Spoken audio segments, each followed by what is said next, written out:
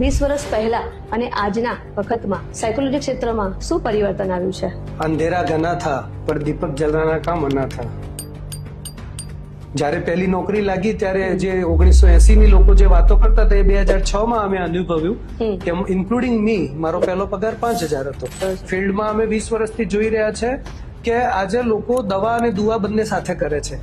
આજે તમે civil hospital psychiatric ડિપાર્ટમેન્ટમાં જાઓ તો તમને એવા લોકો બી મળશે કે જે ગામડાના ખેડૂત હોય, જે ભણેલા નથી, એ લોકો પણ સાયકેટ્રિક નું કન્સર્ન કરે છે. એ લોકો સાયકોલોજીસ્ટ નું કન્સર્ન કરે છે. તો અવેરનેસ તો ઘણી આવી છે. ટેલિમાનસ શું છે એના પર થોડું વધારે પ્રકાશ પાડશો જેથી કરીને આપણા પ્રેક્ષકોને ખ્યાલ આવે? બિલકુલ. સુસાઇડલ ટેન્ડન્સી આવતી હોય, કોઈ દેવું થઈ ગયું, એક્ઝામમાં ફેલ થઈ ગયા, રિલેશનશિપમાં બ્રેકઅપ, આવા બધા માટે માનસિક સ્વાસ્થ્ય અવેરનેસ માટે એક ટેલિમાનસ કરીને હેલ્પલાઇન સેન્ટર છે. તો તમે વિદ્યાર્થીને શું મેસેજ આપશો કે એની અંદર કયા એવા 2 ગુણ હોવા જોઈએ? ઘણા પ્રોફેશન એવા છે કે હવે એ કાલખંડ જતો રહ્યો કે ડિગ્રી તમારી પાસે હશે તો તમને નોકરી મળી જશે. ડિગ્રી તો ઘણા લોકો પાસે છે.